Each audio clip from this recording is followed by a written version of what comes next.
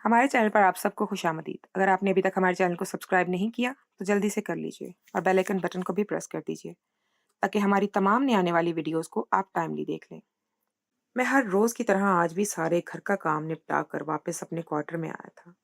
ये मेरा रोज़ का मामूल था। मैं रोज़ाना ही मालिकों के घर का काम किया करता था और वापस अपने कमरे में आ जाता था।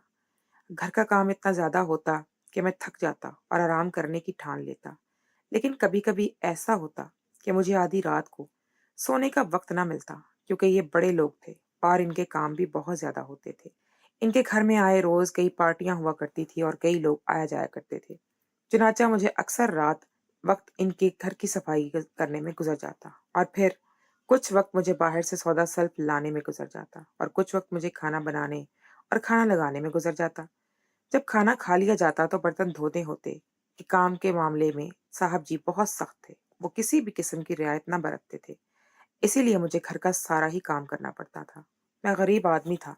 मुझे अपनी तनख्वाह से गर्ज थी और तनख्वाह भी काफी माकूल थी। इसीलिए जब भी तनख्वाह आती तो सारे महीने की थकन मेरी उनको देखकर ही उतर जाती थी। मगर मेरी माँ यहाँ पर काम करने की एक मजबूरी थी और इसी मजबूरी के तहत मैं यहाँ काम कर रहा था। लेकिन यहाँ पर एक बेगम साहिबा थी जो कि इस घर की मालिकन थी और सारा हुक्म उन्हीं का चलता था। साहब जी किसी बड़ी पोस्ट पर काम करते थे। मालूम नहीं वो वहां काम करते थे, इस बात का तो किसी को भी पता नहीं था। लेकिन साहब जी किसी ऐसी जगह पर होते थे कि वो एक एक हफ्ता भर यहाँ पर नहीं आ सकते थे। इसी वजह से अक्सर साहब 2 हफ्ते बाद यहाँ पर आते थे और मुझ पर तो जैसे कि बिजली गिर जाती थी। मैं बर्क रफ्तारी से सारे काम किया करता था, क्योंकि साहब को किसी भी किस्म की कोई भी खराबी या ऊंच नीच पसंद ना थी। इसी वजह से मैं चाहता था कि सर को किसी किस्म की प्रॉब्लम ना हो और वो खुश होकर जाएं। अक्सर जब वो मेरे काम से खुश हो जाया करते थे, तो मुझे टिप भी दिया करते थे और इनकी टिप हजारों नहीं बल्कि लाखों में हुआ करती थी। एक ऐसे अमीर तरीन इंसान थे ये, जिनका दिल भी खुला था और इनके घर भी खुले थे। मुझे साहब जी से बहुत लगाव था। अक्सर वो मुझे आते थे तो खुद ब खुद मैं इनके लिए बहुत सारा खाना तैयार कर लिया करता था। इनके आने से पहले घर की अच्छी तरह से सफाई कर दिया करता था। आज भी साहब जी को आना था और उनके घर में हमेशा की तरह आज भी पार्टी थी, कि उनके घर में हमेशा ही पार्टियां हुआ करती थी और कई मर्द और जन यहाँ पर शिरकत करते थे। शायद वो साहब जी के ऑफिस के लोग होते थे। खैर मुझे किसी से क्या गर्ज थी। मुझे तो बस अपने काम से गर्ज थी। मैं अपना काम वक्त पर कर देता था और जल्दी जल्दी सोने के लिए चला जाता था। मेरी हमेशा ही यही ख्वाहिश होती थी कि मैं जल्दी से काम निपटा लूं और अपने कमरे में जाकर लेट जाऊं। लेकिन जब भी मैं जाता था, वहां बेगम साहिबा मेरे पीछे पीछे चली जाती थी। साहब जी को तो एक रात भी घर पे नहीं टिकते थे। वो पार्टी के बाद फौरन ही चले जाते थे। उनका कहना था कि वो फार्म हाउस में ही काम करते हैं, क्योंकि फार्म हाउस में बहुत बड़ा है और उनके शायद ऑफिस के बहुत करीब है। इसी वजह से वो फार्म हाउस में ही काम किया करते हैं और वो अक्सर पार्टी खत्म होते ही वापस चले जाया करते थे। हाँ, मगर 2 महीने बाद एक रात ऐसी आती कि वो यहीं बेगम साहिबा के साथ ही क्याम कर लिया करते थे। लेकिन ऐसा कभी कभी होता था। अक्सर तो बेगम साहिबा यहाँ पर अकेली होती थी। यहाँ की सारी खवातीन जो थी, वो सारी की सारी यहाँ पर काम करके शाम के वक्त ही घर चली जाया करती थी। मैं पीछे बच जाता था। मुझे यहाँ पर एक क्वार्टर दिया गया था और मैं इसी में ही क्याम करता था। चनाचा मैं एक रोज भी मामूल की तरह अपना सारा काम निपटा कर अपने कमरे में आ गया था। लेकिन हमेशा की तरह फिर से दरवाजा खटखटाया जा रहा था और मुझ पर गनूद की तारी हुई जा रही थी। मगर दरवाजे पर मैं जानता था कि कौन था। अगर मैं दरवाजा ना खोलता तो शायद मेरी नौकरी चली जाती। मैंने खुद को मजबूरन मुश्किल से उठाया और दरवाजे तक गया और दरवाजा ना खोला तो सामने बेगम साहिबा खड़ी थी और उन्होंने मुझे कहा कि तुम जानते हो कि मैंने तुम्हें घर के कामों के लिए रखा हुआ है। नहीं, अपने लिए रखा हुआ है। तुम्हें पता है ना कौन सा काम करना है। तुम मेरे लिए यहाँ आए हो तो तुम्हें मेरा ही काम करना होगा, मेरे काम आना होगा। मुझे बेगम साहिबा की ये बातें बिल्कुल भी अच्छी नहीं लगती थी। वो मुझे हर रोज ऐसे ही कहती थी और मुझे रोजाना 3 घंटे उनके साथ रहना पड़ता था। आज भी मैंने सोचा, उफ, आज फिर 3 घंटे। मैं बहुत थका हुआ था। मुझ में किसी भी काम की कोई हिम्मत ना बची थी। लेकिन बेगम साहिबा का हुक्म था तो मुझे उनके साथ 3 घंटे गुजारने थे। मेरा नाम अहमद है और मैं बहुत ही गरीब खानदान से ताल्लुक रखता हूँ। मैं अपने खानदान का वाहिद कफील हूँ और मैं ग्रेजुएट मुकम्मल कर चुका हूँ। लेकिन पाकिस्तान के कानून के मुताबिक यहाँ मुझे बेरोजगार रहना पड़ा। मैं ग्रेजुएशन के बाद हर रोज दफ्तरों की खाक छानता और हर जगह यहाँ भी मैं नौकरी का ऐड देखता, वहां पर अपनी सीवी जरूर देता, लेकिन कहीं पर भी मुझे जॉब ना दी गई। असल बात यह होती कि हर इदारे में, हर जगह पर, हर किस्म की नौकरी के लिए सिफारिश चली जा रही थी, और मेरे पास ना तो इतने पैसे थे कि मैं रिश्वत दे सकता, और ना ही मेरे पास कोई ऐसा इंसान था जिससे मैं सिफारिश कर सकता और वो मुझे कहीं पर नौकरी दिलवा सकता। मेरे बाप माजूर थे और वो कोई काम नहीं कर सकते थे। इससे पहले मेरे बाप ने बहुत मेहनत की थी और मुझे ग्रेजुएशन मुकम्मल करवाई थी। जबकि ग्रेजुएशन करने के बाद मैं बिल्कुल ही घर पे बैठ गया था। मेरे अब्बा एक फैक्ट्री में काम करते थे और वहां पर उनका आना जाना ऊपरी मंजिल में हुआ करता था। एक रोज मेरे बाबा फैक्ट्री में काम कर रहे थे और दूसरी मंजिल पर जा रहे थे कि सीढ़ियों पर से गिरे और निचली सारी मंजिलों से होते हुए बिल्कुल नीचे आ गिरे थे। इस वजह से उनकी दोनों टांगें फ्रैक्चर हो गई थी और इतनी खराब हो गई थी कि वो दोबारा सही करने के काबिल ना रही थी। लिहाजा दोनों टांगों को कटवाना ही बेहतर ऑप्शन हुआ था। अब्बा की फैक्ट्री वालों ने अब्बा के इलाज के लिए कुछ पैसे दिए थे, जो अब्बा के इलाज पर खर्च हो गए थे, और कुछ अब्बा के लिए फंड्स भी अदा किए गए थे। ये नौकरी का असूल था कि वहां पर जो भी काम करता था वो उसके लिए एक बोनस रखा करते थे, जिसमें साल के साथ दिया जाता था, और फिर कुछ अरसे बाद इस बोनस पर मजीद बोनस दिया जाता था। और अगर इसके दरमियान कोई मजदूर गिर कर फौत हो जाता, या फिर किसी और तरीके से जान चली जाती, या फिर वो हाथ पांव से माजूर हो जाया करता, तो उसकी आंख चली जाती, तो इसके लिए काफी सारा फंड दिया जाता था और दुगना बोनस भी दिया जाता था। चुनांचे हमें अब्बा की मजदूरी के वक्त ये फंड और तमाम बोनस दिए गए। आधे से ज्यादा तो अब्बा के इलाज के लिए लग गए थे, और फिर कुछ काम के लिए हमने घर के लिए सामान उठा रखा था, यानी राशन पानी कुछ हमने घर के लिए ले रखा था। कुछ ऐसा तो हमारा इससे बहुत अच्छे से गुजारा हुआ। इस अरसे में मैंने अपनी नौकरी को तलाश की, लेकिन नामुराद रहा। कहीं से भी मुझे नौकरी पर ना रखा गया। हर जगह पर बस रिश्वत और सिफारिश को ही देखा जाता था। मैं ये सब कुछ देखकर बहुत परेशान था, और अब आहिस्ता-आहिस्ता घर के हालात खराब होते जा रहे थे, और बहनें भी अभी कँवारी बैठी थी। मैं एक ही था जो अपने खानदान के लिए कुछ कर सकता था, लेकिन मेरे पास कोई नौकरी ना थी। मैंने सड़कों पर फूल और गजरे बेचना शुरू कर दिए। जब इनसे कुछ आमदन होती, तो मैंने साथ में कुछ किताबें और पेंसिलें भी रख लीं, ताकि मेरी आमदन में मज़ीद इज़ाफ़ा हो सके। राह चलते मुसाफिरों में बस वो फूल और गजरे दिखाया करता था, पेंसिल और किताबें दिखाया करता था। इनमें से इक्का-दुक्का लोग ही मेरे पास कुछ लेने के लिए आते थे, जो मुझे यूं सरेराह फिर कर बेचता हुआ देखते थे, तो तरस खाकर मुझसे कुछ न कुछ ले लिया करते थे। कुछ लोग तो धोखा देकर बस चीजें हथियाकर भाग जाते थे। इससे मेरा नुकसान कोई होता था, लेकिन मैं अल्लाह पर छोड़ देता था। मेरी ज्यादा से ज्यादा बिक्री एक दिन की कभी-कभी 500 तक चली जाती थी, और अक्सर तो 100-150 तक ही हुआ करती थी। फिर भी मैं शुक्र अदा करता था कि कुछ ना कुछ तो हो रहा है। एक दिन मैं यूं ही किताबें और गजरे बेच रहा था कि एक बेगम साहिबा ने मुझे देखा। वो बड़ी सी गाड़ी में बैठी थी, ट्रैफिक सिग्नल के रुके हुए थे, और इसकी वजह से गाड़ियां सभी की सभी रुकी हुई थी। मैं हर गाड़ी के पास जाता, इन्हें गजरे लेने को कहता, पेंसिल किताबें वगैरह खरीदने को कहता। कोई मुझे 1-2 पेंसिल ले लेता, कोई मुझसे 1-2 गजरे ले लेता, और कोई कहता कि हमें ज़रूरत नहीं है। लेकिन मैं बहुत थक गया था, बहुत लंबी कतार थी। मैं सारी कतार के आस-पास घूम रहा था, लेकिन मुझसे कोई कुछ नहीं ले रहा। मैं इस गाड़ी के करीब आया जहाँ पर बेगम साहिबा बैठी हुई थी। उन्होंने मेरी तरफ देखा और कहा, "काफ़ी समझदार सुलझे हुए लगते हो। लगता है पढ़े-लिखे हो। फिर तुम ये काम क्यों कर रहे हो?" मैं किस्मत का मारा सब कुछ बता देने के लिए दर पे था। मैंने उनसे बोला कि मैं हर जगह पर ग्रेजुएशन कर चुका हूँ, लेकिन मुझे कोई नौकरी ना मिली। मैं इस शहर का चप्पा-चप्पा छान चुका हूँ, लेकिन यहाँ पर मुझे किसी ने कोई काम नहीं दिया। हत्ता कि मैं तो घर के बर्तन तक धोने के लिए तैयार था, लेकिन मुझे किसी ने नहीं रखा, और मेरे घर के हालात बहुत खराब होते जा रहे थे। मैं तो बस यही सोचा कि काम कर लूँ, माँगने से तो बेहतर है फिर भी। मैंने अपनी मेहनत से कमाया। बेगम साहिबा ने कहा कि दिन का कितना कमा लेते हो? मैंने कहा, कभी 100, कभी 150, 200, 500। इससे ज़्यादा मेरी औकात नहीं। बेगम साहिबा ने जब मेरी बात सुनी तो कहने लगी कि मुझे अपने घर के एक नौकर की ज़रूरत है। अगर तुम मेरे पास नौकरी करना चाहो, तो मैं तुम्हें महीने का 5,000 नहीं, 50,000 दूँगी। इतने पैसे सुनकर तो मेरी बाँछें खिल गई थी। मुझे यकीन नहीं आ रहा था कि मुझे यूँ ही बैठे-बिठाए नौकरी मिल जाएगी। मैंने तो इतनी तनख्वाह कभी अब्बा की भी नहीं देखी थी, और ना तो मैं कभी इतने पैसे आँखों पर देखे आए थे। इतने मुझे बेगम साहिबा की तरफ देखकर लगा मेरा मज़ाक उड़ा रही हैं वो। मैंने इनसे कहा, "बेगम साहिबा देखिए, गुर्बत अपनी जगह, लेकिन मैं किसी को अपनी ये इजाज़त नहीं दे सकता कि वो मेरा मज़ाक उड़ाए, और आप मेरा मज़ाक उड़ा रही हैं कि मैं 500 कमाता हूँ और आप मुझे कह रही हैं कि मुझे आप 50,000 देंगी। मैं अपनी मेहनत मज़दूरी की कमाई से बहुत मुतमईन हूँ। इंशाअल्लाह, अल्लाह ताला कभी ना कभी मुझे इतना ज़रूर देगा कि मैं खुले दिल से अपने घर की कफ़ालत कर सकूँ। मेरी बात सुनते ही बेगम साहिबा ने कहा कि नहीं, मैं ऐसा बिल्कुल भी नहीं सोच रही और ना ही मैं ऐसा कुछ कह रही हूँ। मैं वाक़ई ही एक नौकर की तलाश में हूँ, मेरे घर में बहुत काम होता है। मेरे बहुत से नौकर-चाकर हैं, लेकिन कोई भी ईमानदारी से काम नहीं करता। मुझे एक ईमानदार इंसान चाहिए और मुझे लगता है कि तुम ही ख़ासी ईमानदारी पाई जाती है तुम में।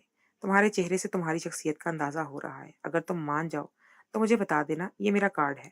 मुझे अब यकीन नहीं आ रहा था कि बेगम साहिबा मुझे नौकरी देने के लिए तैयार है। खैर, मैंने बेगम साहिबा से वो कार्ड लिया और अपनी जेब में डाल लिया। इस रोज़ मेरी आमदनी इतनी ना हो सकी, लेकिन मैं जब घर वापस आया, तो घर की हालत मुझसे देखी ना गई। घर पे मालिक मकान ने आकर बहुत कुछ तोड़-फोड़ दिया था। जिस घर में हम रहते थे, इस घर का मालिक निहायत ही सख्त तरीन आदमी था। उसने हमें 3 माह का वक़्त दिया था कि 3 माह के अंदर-अंदर जो किराया हमारा रहता है, वो अदा कर दें। नहीं तो वो हमारा घर खाली करवा देगा। घर की काफ़ी तोड़-फोड़ हो चुकी थी और घर का सारा सामान बिखरा पड़ा था। वो वार्निंग देकर गया था कि कल तक उसे पैसे मिल जाने चाहिए। मैं जब वापस लौटा और घर का ये हाल देखा, तो मैंने पूछा कि क्या हुआ है? मुझे मेरी माँ रोते हुए कहने लगी कि मालिक मकान आया था और वो सारी तोड़-फोड़ करके गया है और कहकर गया है कि कल शाम तक उसे पैसे मिल जाने चाहिए।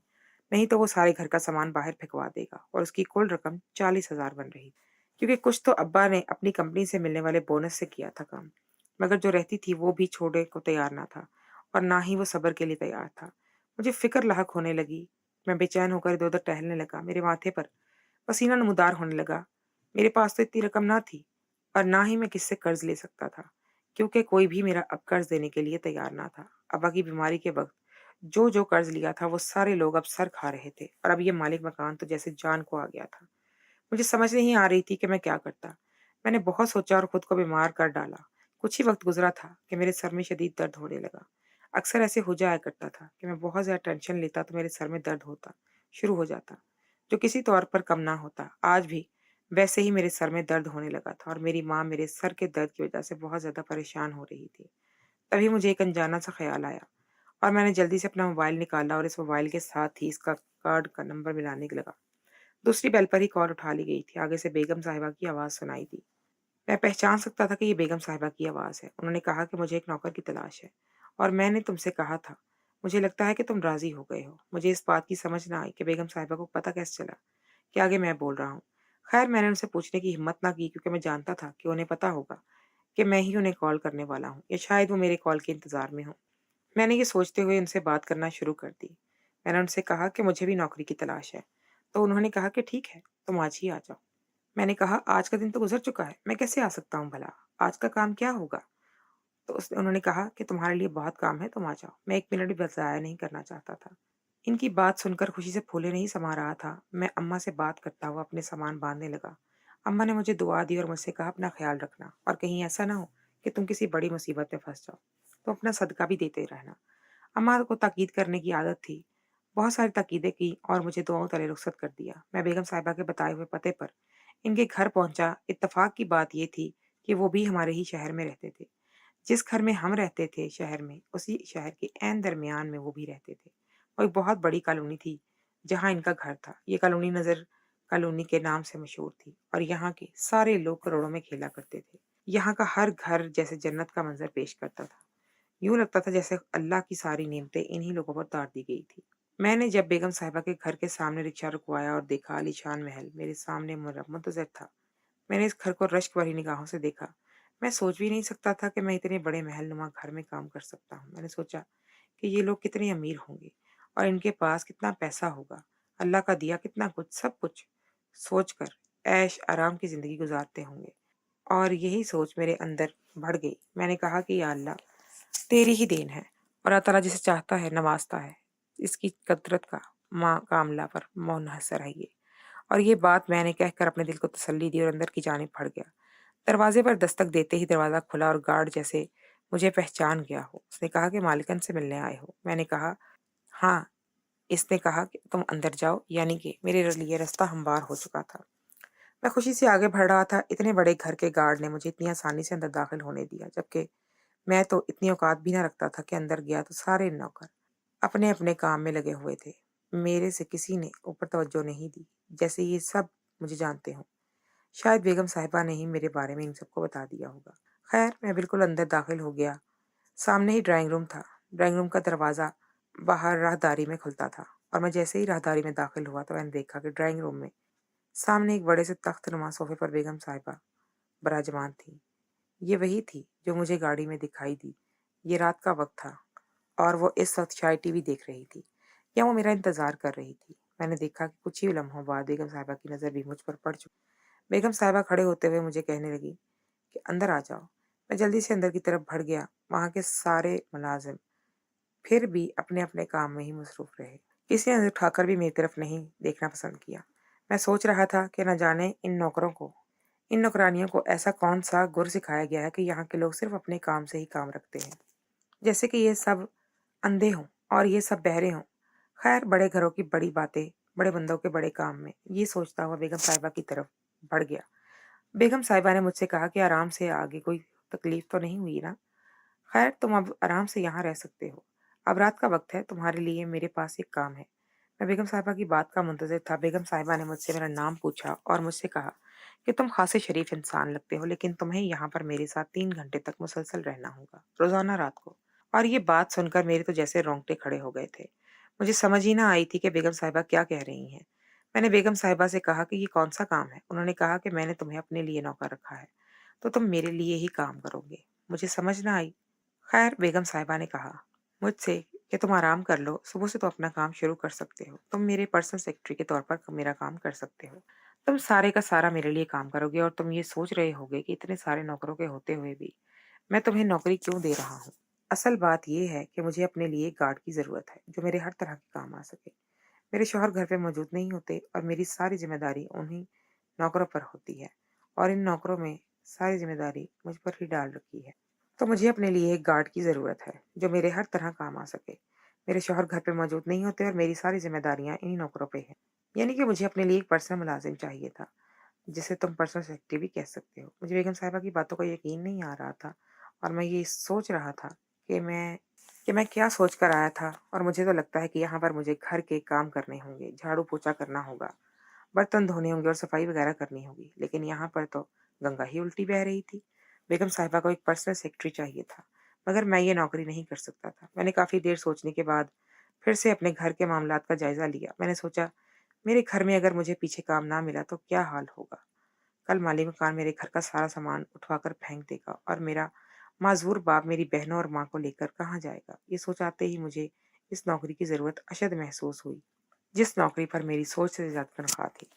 50,000 और मेरे एक तनख्वाह से मेरे घर का सारा कर्ज उतर सकता था। मैंने बेगम साहिबा से हिम्मत करते हुए बात की। उन्हें कहा कि अगर आप मुझे एडवांस देना चाहें, तो मैं आपके पास नौकरी कर सकता हूँ, क्योंकि मुझे इस वक़्त एडवांस की बहुत ज़रूरत है। बेगम साहिबा ने कहा कि ठीक है, मैं तुम्हें एक शर्त पर एडवांस देने को तैयार हूँ, कि तुम मेरे पास पर्सनल सेक्रेटरी का ही काम करोगे और हर रोज़ रात को 3 घंटे तुम्हें मेरे साथ गुज़ारने होंगे। मगर ये बात मेरे लिए नाक़ाबिले कबूल थी, मगर मैं क्या करता? मजबूर था, इसके अलावा मेरे पास और कोई चारा ही नहीं था। चुनांचे मैंने हामी भर ली और मैंने इनसे कहा, जी, मैं आपके साथ ही रहने के लिए तैयार हूँ। ये सुनकर तो बेगम साहिबा की खुशी का कोई ठिकाना न रहा था और मेरे लिए तो जैसे ये बात काफ़ी परेशानी का बायस थी। मैं ये सोच भी नहीं सकता था कि मैं किसी गैर औरत के साथ इतनी देर रह सकता हूँ। खैर मजबूरियाँ इंसान से क्या कुछ नहीं करवाती। मैं ये सोचकर अपने काम पर जुट गया। इस रोज़ तो मुझे आराम करने के लिए कहा गया। तो मैं आराम करने की गर्ज से जब अपने कमरे में गया, तो मुझे बेगम साहिबा ने कहा कि तुम्हारे लिए एक ख़ास क्वार्टर का इंतज़ाम किया जा रहा है। ये बाकी जो है औरतें हैं, ये सब यही घर के नज़दीक ही हैं और वो रोज़ाना आ जा सकती हैं और रोज़ाना इनको मेरा ड्राइवर छोड़ दिया करता है और वो रोज़ाना सुबह को वापस आ जाती हैं। तुम्हारे लिए एक क्वार्टर मौजूद है, तुम इस क्वार्टर में आसानी से रह सकते हो। मुझे इस क्वार्टर में जब ले जाया गया, तो मैं ये देखकर हैरान रह गया कि ये क्वार्टर तो मेरे घर के एक कमरे के से भी ज़्यादा बड़ा था। मेरे घर का जो सहन था, वो भी अगर ऊपर वाले 2 कमरों को मिलाकर क्वार्टर बना दिया जाए, उनका जायज़ा दिया जाए तो उनसे छोटा था। ये क्वार्टर ज़्यादा था। इसमें ज़रूरत की हर चीज़ मौजूद थी, यहाँ तक कि एक खूबसूरत सा बेड और एक सोफ़ा सेट भी रखा गया था इस पे। ये एक खूबसूरत तरीके से सजाया गया था। तो लग रहा था जैसे ये किसी ने ख़ास और ख़ास इंसान के लिए सजाया हो, मगर मैं ये सब कुछ देखकर बहुत हैरान था। मुझे समझ नहीं आ रही थी कि इन बड़े लोगों के पास इतने पैसे वाफ़र होते हैं कि अपने मुलाज़िमीन को इस तरह की जगहों पर बिठाते हैं, जिस तरह की जगहों पर वो खुद रहते हैं। मुझे अपनी किस्मत पर यकीन नहीं आ रहा था। मुझे बैठे-बिठाए इतनी बड़ी नौकरी मिल सकती थी और मुझे इतना खूबसूरत क्वार्टर भी रहने के लिए दे दिया गया था, वो भी बिना पैसों के। मगर इस सब के बावजूद भी वो जो बेगम साहिबा कह रही थी, वो मेरे लिए मानना मुश्किल था। मुझे अब अपनी रोज़ी हलाल नहीं लग रही थी। मुझे लग रहा था कि मैं ये सारा कुछ हराम के तौर पर कमा रहा हूँ। क्योंकि मैंने आज तक जो भी काम किया था, वो अपनी मेहनत के बलबूते पर किया था। लेकिन आज यहाँ पर बेगम साहिबा की जो बात थी, वो निहायत आरामदेह थी। और वो यहाँ पर मुझे सिर्फ़ बेगम साहिबा 3 घंटे गुज़ारना कहती थी। और सिर्फ़ यही कह रही थी कि तुम्हें मेरे साथ 3 घंटे गुज़ारने हैं। और ये बात मुझे काफ़ी मशकूक लग रही थी। मुझे लग रहा था जैसे वो मुझे बुराई की दावत दे रही हैं और मैं इस दावत को कबूल करने के हक़ में ना था। मैंने बेगम साहिबा से कहा कि मैं हरगिज़ ऐसा काम नहीं कर सकता। मैं अपनी रोज़ी हलाल बनाना चाहता हूँ। तो बेगम साहिबा ने मुझसे कहा कि क्या तुम घर में और भी काम जानते हो? मैंने कहा हाँ, मैं घर की सफाइयाँ भी कर सकता हूँ, बर्तन भी धो सकता हूँ, यहाँ तक कि कुकिंग भी कर सकता हूँ। ये सुनकर बेगम साहिबा जैसे खुश हुई थी। उन्होंने मुझे कहा कि ठीक है फिर, आज से घर की सफाइयाँ करने में तुम मुलाज़िमा की मदद करोगे और खाना बनाने में भी। तुम खाम-सनम की मदद करोगे और घर के बर्तन तुम धो लिया करोगे। ये बात सुनकर मुझे लगा शायद मेरी रोज़ी हलाल हो जाएगी। मेरी मेहनत मशक्कत से मुझे कुछ तो मिलेगा। बेगम साहिबा ने मेरे ज़िम्मे ये काम लगाया, तो मुझे ये सब कुछ माकूल लगा। मैंने हाँ कर दी। दूसरे ही रोज़ जब मैं उठा, तो क्वार्टर की सफाई मेरी मुंतज़र थी। मैंने जल्दी से नमाज़ पढ़ी और हस्बे मामूल तिलावत की। तिलावत करने के बाद मैंने अपने सारे क्वार्टर्स को अच्छी तरह से साफ़ कर दिया और बाहर निकल गया। ये सुबह सादिक का वक़्त था और इस वक़्त शायद इस घर के मकीन जागे ही नहीं थे। यहाँ पर तो जैसे सुबह 11 बजे उठने का मामूल था और मैं इनके असूलों की खिलाफ वर्जी कर चुका था। खैर मैंने कुछ देर बाहर टहलना मुनासिब समझा। मैंने देखा यहाँ पर बहुत बड़ा सहन है और बहुत खूबसूरत चमन है। चमन के इर्द-गिर्द घूमने लगा और सारे फूलों की खुशबू भी सूंघने लगा। ये वक़्त बहुत खूबसूरत था। कुछ ही देर बाद सारी मुलाज़िमाएँ भी उठकर आ गई थीं। अच्छा यानी इन घर के मुलाज़मीन सुबह जल्दी उठने के आदी हैं और अपने आप को दिल में सोचा। मैं इनकी अंदर की जानिब बढ़ गया। मैंने देखा खान सामा नाश्ता तैयार कर रहे थे। मैं भी इनकी मदद करते हुए आ गया। खान सामा ने मुझसे कहा कि क्या बेगम साहिबा ने तुम्हें इजाज़त दी है? मैंने कहा बेगम साहिबा ने मुझे कहा है कि मैं आपकी मदद कर सकता हूँ। खान सामा ने मुझसे कहा हाँ, बेगम साहिबा ने मुझे कहा है कि मैं आपकी मदद कर सकता हूँ। चुनांचे मैंने खान सामा के साथ मिलकर नाश्ता तैयार किया। नाश्ते में अनवाع इक़साम की चीज़ें तैयार की गई थीं। यूँ लगता ही नहीं था कि इस घर के एक फ़र्द के लिए भी नाश्ता ऐसा बन सकता है। खैर मैं खामोशी से नाश्ता बनवाता रहा। सुबह के तकरीबन 9 बजे बेगम साहिबा तैयार होकर नीचे आ चुकी थी। मैंने बेगम साहिबा को देखा, इतना तैयार श्यार होकर वो नीचे नहीं आई थी। यूँ लगता है जैसे किसी की शादी में जा रही हों। खैर मैं खामोशी से अपना काम कर शुरू कर चुका था। बेगम साहिबा के लिए डाइनिंग टेबल पर वो तमाम चीज़ें लगा दी गई थीं। बेगम साहिबा ने एक-एक चीज़ में से थोड़ा-थोड़ा चखा, बाकी चीज़ें वैसे ही की वैसी ही। मैंने खान सामा से ये सब पूछा कि ये सब कुछ कहाँ जाएगा? तो वो खान सामा ने कहा कि हम लोग सब एक फैमिली का हिस्सा हैं, इसीलिए बेगम साहिबा इतना कुछ बनवाती हैं कि ये सब कुछ अब हम सब बैठकर खाएँगे। मुझे यकीन ही नहीं आया कि कभी कोई नौकरों के साथ भी ऐसा सलूक कर सकता है।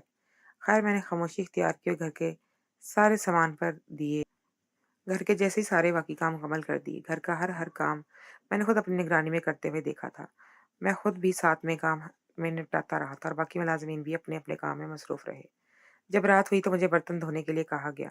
मैं बर्तन धोकर जैसे ही अपने कमरे में गया और कुंडी लगाई तो वापस दोबारा बजने लगा। मैं जल्दी से दरवाजे पर गया और कुंडी खोली तो बेगम साहिबा मेरी मुंतज़िर खड़ी थी। मैंने इन्हें देखा और कहा, "क्या बात है?" तो उन्होंने मुझसे कहा कि तुम सोने लगे थे, जबकि मैंने तुम्हें कहा था कि तुम घर के काम करने के लिए मेरा काम करने के लिए आए हो। तुम्हें मैंने अपने लिए रखा है। तुम मेरी सेक्रेटरी और तुम्हें हर वक़्त मेरे साथ रहना चाहिए। अब की रात के 3 घंटे तो तुम्हें मेरे साथ गुज़ारने होंगे। उनकी ये बात सुनकर मेरा दिल जैसे अजीब ही हलक में अटक गया था। मेरा हलक ये बात सुनकर साँस जैसी हलक में अटक कर रह गई थी। सूखे जा रहा था मेरा हलक। बेगम साहिबा ये क्या कह रही? खैर मैं भी खामोशी से बेगम साहिबा के कमरे में आया। बेगम साहिबा मेरे कमरे में बैठ गईं और मुझसे बातें करने लगीं। मुझे समझ नहीं आ रहा था कि मैं बेगम साहिबा से क्या बात करूँ और वो क्या चाहती हैं। मैंने उनसे कहा कि बेगम साहिबा अपना मुद्दा भी बताइए। मैं आखिर कैसे आपके साथ और रात के 3 घंटे गुज़ार सकता हूँ? और ये आप क्या कह रहे हैं? मुझे आपकी बातों की बिल्कुल भी समझ नहीं आ रही।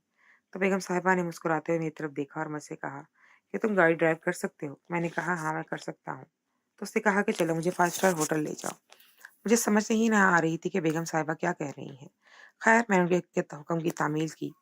मैं नौकर था और वो मेरी मालकिन थी। मैं क्या कह सकता था? मैं अब गाड़ी की चाबी लिए गाड़ी की तरफ आ रहा था। बेगम साहिबा मेरे पीछे ही थी और इस घर के सारे मुलाज़िमीन सो चुके थे और मुझसे कह रही थी कि इनके 5 स्टार होटल ले चलो। मैं काँपते हाथों और धड़कते दिल के साथ बेगम साहिबा के साथ जा रहा था।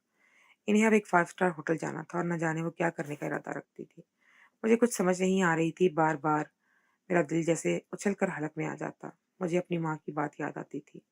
अम्मा कह रही थी कि यूं ही ख्वामख्वाह में नौकरियां नहीं मिल जाती, तो अपना ख्याल रखना, कुछ तुम्हारे साथ बुरा ना हो जाए। और अब आज ये बात मुझे नहीं आ रही थी, लेकिन मैं क्या करता।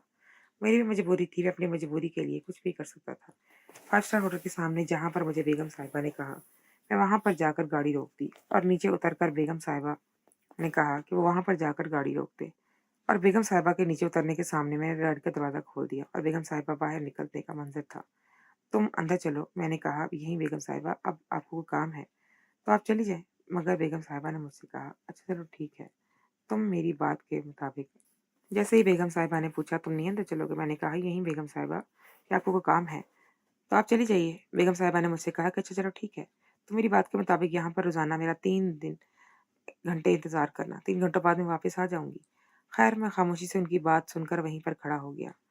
मुझे कुछ तो इत्मीनान महसूस हुआ कि बेगम साहिबा मुझसे कुछ गलत नहीं चाहती थी। वो जो कर रही थी, वो इनका अपना मसला था। वो होटल में क्या करने गई थी, ये मैं नहीं जानता था और मुझे इस सब से कोई सरोकार नहीं था। मैं बाहर खड़ा होकर इनका इंतजार करने लगा। फिर मैं अपनी गाड़ी में बैठ गया और आराम से बैठकर इनका इंतजार करने लगा। मेरी आंख लग गई। जब वापस आई तो उन्होंने गाड़ी का दरवाज़ा खटखटाया। मैंने गाड़ी का दरवाज़ा खोल दिया और बेगम साहिबा आकर मेरे साथ बैठ गईं। उन्होंने मुझसे कहा कि राज़दारी के साथ ये काम करना और किसी को नहीं बताना। ख़ास तौर पर अपने साहब जी को इस बारे में कोई भी बात नहीं बतानी, क्योंकि मैं नहीं चाहती कि मेरी कोई भी बात इन्हें पता चले और वो परेशान हों। इसके लिए तुम अपना मुँह बंद रखना। तुम जितना चाहोगे मैं तुम्हें उतना ही दूँगी। और मुझे और क्या चाहिए था? मुझे बस अपनी नौकरी की गर्ज़ थी। खैर, यूँ होता गया और मैं कि काफ़ी अरसे तक बेगम साहिबा को इस तरह रात के वक़्त यहाँ होटल पर ले आता और इनकी बताई हुई जगह पर बैठकर इंतज़ार करने लगता।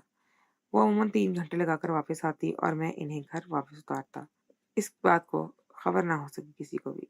ना मुलाज़िम जानते थे और ना ही साहब जी को।